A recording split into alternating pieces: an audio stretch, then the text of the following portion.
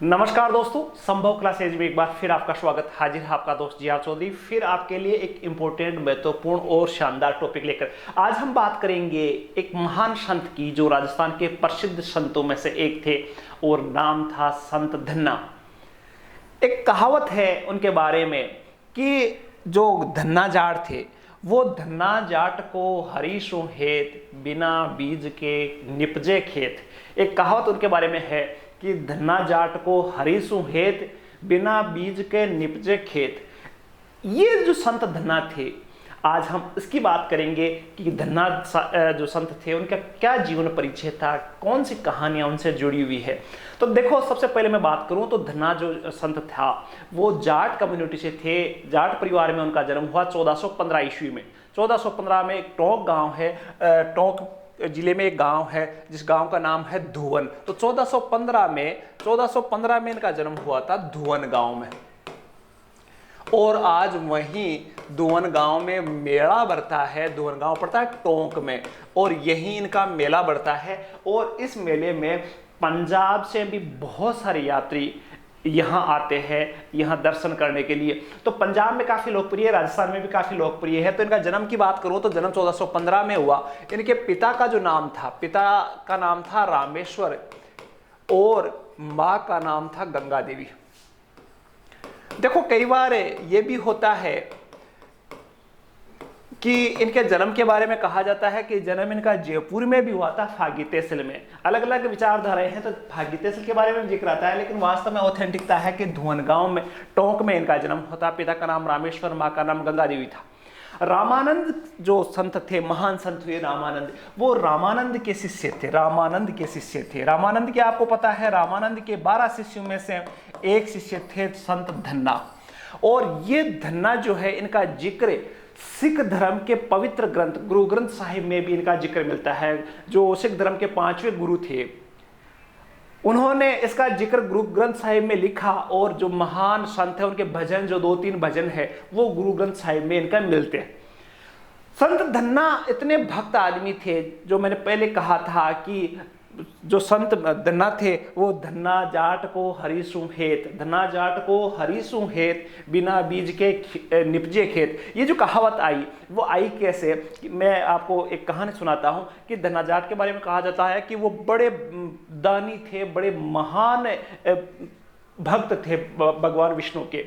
तो धन्ना जाट की कहानी ये है कि एक बार क्या हुआ कि धन्ना जाट जब बड़े होकर भगवान की आराधना करते थे, भक्ति करते थे, तो एक बार क्या हुआ कि जब वो अपना खेत, साथ में भक्ति के साथ साथ खेत बीजने का काम भी, किसानी का काम भी वो करते थे।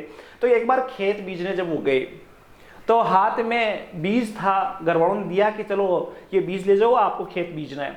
जब खेत बीजने के लिए संत धन्ना अपने खेत में पहुंचे, तो खेत में पहुंचते पहुंचते उनका जो खेत में बैठे थे, बीजने के लिए तैयार हो रहे थे, तो उसी समय बहुत सारे साधु आ गए और साधुओं ने उनसे भिक्षा मांगी। और संत धन्ना ऐसे थे कि जब भी साधु संत आते थे, उनके घर में आते थे या गांव में आते थे, तो वो उनकी सेवा के लिए लालायित रहता था।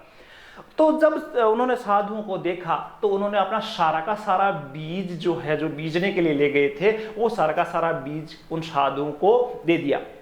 अब संत धन्ना सोच रहे थे कि यार, अब मैंने बीज तो सारा दे दिया, घर जाके मैं क्या कहूँगा, बिना बीज के कैसे बीजूं मैं। तो उन्होंने ईश्वर का नाम लिया और अपना खेत यूं ही बीज दिया, बिना बीज के।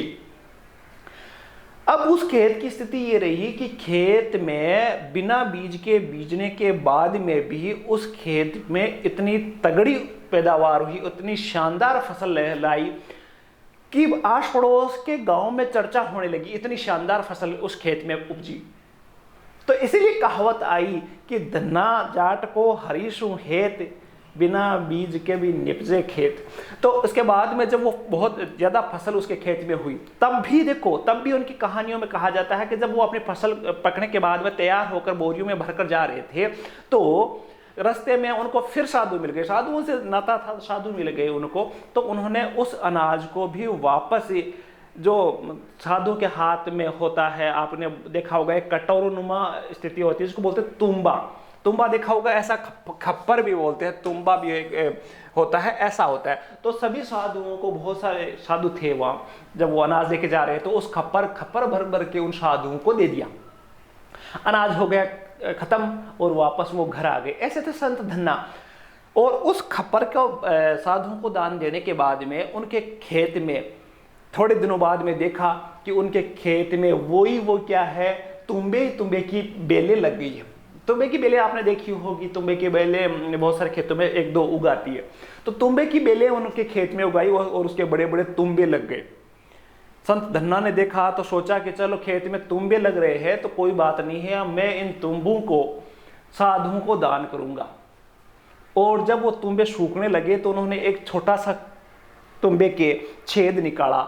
और क्योंकि आप सबको पता है कि तुम्बे के बीच में छेद होता है और उसी में साधु है वो अन्न ग्रहण करते हैं या यूं कहीं पानी पीते हैं तो उस तुम्बे से पीते हैं। तो उसके बाद में उन्होंने तुम्बे का जब छेद किया तो बड़े आश्चर्यचकित रह गए कि इस तुम्बे के अंदर क्या था। सारे तुम्बे किससे भरे हुए थे? अनाज से भरे हुए थे। वो जो दान साधुओं को उन्होंने किया था वो दान उनको वापस खेत में उन तुम्बों में मिल गया। संत धन्ना ने सोचा कि ये जब मैंने बोआ ही नहीं है और ये इतना अनाज कैसे हो गया। तो वो अपना अनाज भरकर राजा के पास चले गए और राजा से कहा कि ये अनाज मेरा नहीं है क्योंकि मैंने इस पर कोई मेहनत नहीं की और ना मैंने कोई इसकी फसल बोई है, बीज डाला है। तो राजा ने उनके चरण पकड़ लिए और कहा कि ऐसे भक्त, ऐसे संतों के भगवान यूं ही देता है, मेरी इसमें कोई योग्यता नहीं है। आपकी वजह से, आपकी भक्ति से प्रसन्न होकर भगवान ईश्वर ने आपको दिया है। तो इसलिए राजा ने भी लेने से मना कर दिया। एक और कहानी है संत धन्ना की कि संत धन्ना जब 17-18 साल के थे तो उनकी ईश्वर पे आराधना करते थे, भक्ति के भाव उनके मन में पहले से ही थे। तो एक बार क्या हुआ कि उनके घर पे बहुत सारे साधु सन्यासी आए हुए थे। तो साधु उनके घर पे साधुओं की सेवा उन्होंने की और साधु सेवा करके जब उनको खाना परोसा गया तो एक साधु के हाथ में एक भगवान की मूर्ति थी। तो उन्होंने कहा कि मैं इस मूर्ति की पूजा आराधना करके मूर्ति को भोग लगा के ही खाता हूँ खाना।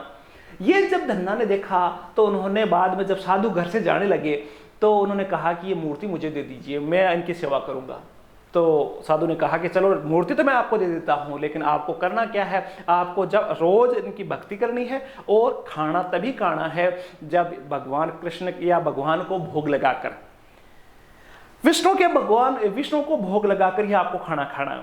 ये बात धन्ना के मन में बैठ गई। और आपने राजस्थान की कहानी में सुना होगा कर्माबाई, जो कृष्ण की महान उपासक थी। कृष्ण से इतना लगाव था कि कृष्ण उनका जो भोजन है वो करने आते थे। तो धन्ना उस मूर्ति को 2-3 दिन तक ये हालचाल रहा कि वो भोग लगाते रहे और भगवान उनके भोग को स्वीकार नहीं कर रहे थे। भोग को खाने के लिए, अब स्वीकार का मतलब है लोग तो ये भोग लगाए और सारा का सारा अपने खुद चट कर लेते हैं, लेकिन उनके मन में ये थी कि भगवान को भोग लगाने का मतलब भगवान खुद खाने आएंगे। अब भगवान को जब वो परोस रहे थे तो भगवान ने खा नहीं रहे थे। तो सेम कर्माबाई की तरह ही संत धन्ना भी ये सोच रहे थे कि भगवान को खिला के ही खाऊंगा। तो उन्होंने 2-3 दिन तक खाना खाया ही नहीं, क्योंकि भगवान ने नहीं खाया तो धन्ना ने भी नहीं खाया। 2-3 दिन बाद में भगवान ने सोचा कि यार बड़े अजीब आदमी से पाला पड़ा है, ये तो 2-3 दिन तो हो गए इसने खाना खाया ही नहीं, ये तो खुद चला जाएगा। तो भगवान को मजबूरन उनका खाना खाने के लिए उसके साथ आना पड़ा। और उसके बाद में रोज धन्ना के घर भगवान पहले खाते थे खाना, और कहा जाता है कि उसके बाद में ही संत धन्ना खाना खाते थे। और उसके बाद में कुछ दिन बाद में 6 महीने बाद में जब वही साधु जो कि मूर्ति देके गया था संत धन्ना को, तो उसने पूछा कि आप मूर्ति की किस प्रकार सेवा कर रहे हो। तो उन्होंने कहा कि बस 2-3 दिन तक नहीं आए थे भगवान, बाकी अब रोज आ रहे हैं, रोज खाना खा रहे हैं। तो साधु के गड़े उतरी नहीं बात की, यार कैसे। तो उन्होंने कहा कि मुझे दिखाओ। तो कहते हैं कि संत धन्ना ने उस साधु को भी भगवान के दर्शन करवाए थे। ऐसे थे संत धन्ना। तो राजस्थान में संतों की भूमि है, वीरों की भूमि है। तो संतों की भूमि में हमने आज बात की थी संत धन्ना की, जो कि बड़ी आकर्षक और रोचक थी, काफी शानदार इसकी जानकारी है। संत धन्ना का जो मेला है वो धुवनगांव में बढ़ता है, और साथ साथ में इनके जो अनुयायी है वो केवल विवाह में केवल और केवल गणेश जी की पूजा करते हैं। ऐसे थे संत धन्ना। तो जानकारी कैसी लगी? ये जानकारी अच्छी लगी है तो चैनल को सब्सक्राइब, लाइक और शेयर जरूर करें। एक नए वीडियो में हम जल्द बात करेंगे। तब तक के लिए धन्यवाद। जय हिंद।